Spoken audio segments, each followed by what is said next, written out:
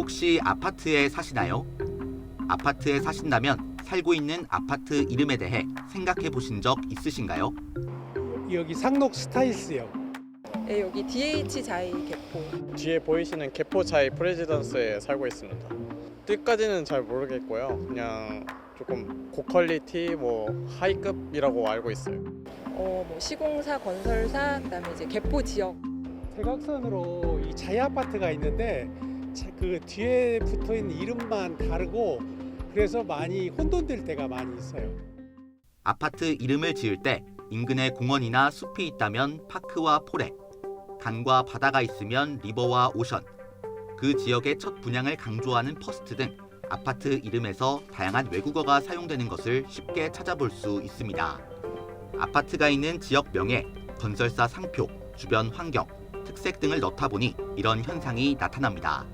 심지어 외국 위인들의 이름을 딴 아파트까지 등장했는데 이 아파트 단지 내에 있는 식료품 가게 이름은 로컬 푸드마켓입니다.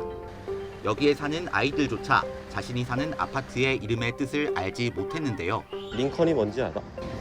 잘 모르겠어요. 우리나라 최초의 아파트 종암 아파트를 시작으로 처음에는 현대, 쌍용 등 지역명과 건설사 이름 등 단순하고 쉬운 이름들을 사용했었습니다. 하지만 IMF 경제 위기를 겪게 되면서 부동산 경기가 급락하자 정부는 1998년 분양가 자율화 등 규제 완화와 주택 경기 부양 정책을 시행했습니다.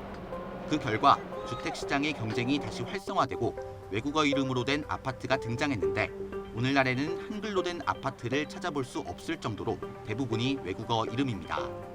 2020년 설문조사에 따르면 아파트 이름을 우리말로 개선하는 것에 대해 66.4%가 동의하는 것으로 나타났습니다.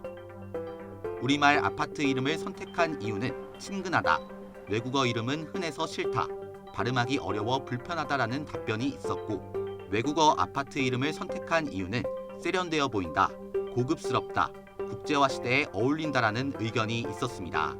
영어로 지으니까 아파트 가치가 올라간다.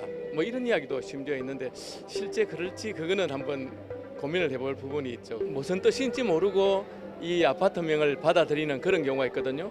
센트럴파크 이것만 해도 전국에 보면은 수십 군데가 있을 것 같아요. 순우리말로 된 특징화된 이런 어떤 그 아파트 이름을 지어줌으로 해서 어떤 지역적인 특성이라든가 또 도시 환경도 살리고 또 국제화에 관련돼서 우리 한국을 알리는 또 그런 계기가 되지 않을까 이런 생각이 듭니다. 이에 서울시는 아파트 이름을 쉽게 부르고 이해할 수 있는 이름을 짓도록 지침을 마련하고 추진할 계획이지만 아파트 이름에 법적 규제를 적용할 근거가 없고 재산권 침해라는 반발이 있어 쉽지만은 않은 상황입니다. 아파트 이름에 꼭 외래어와 외국어를 써야 가치가 올라가는 것은 아닐 겁니다. 정서에 맞지 않는 무분별한 외래어와 외국어 사용이 오히려 집이라는 의미를 축소시키는 것은 아닐까요?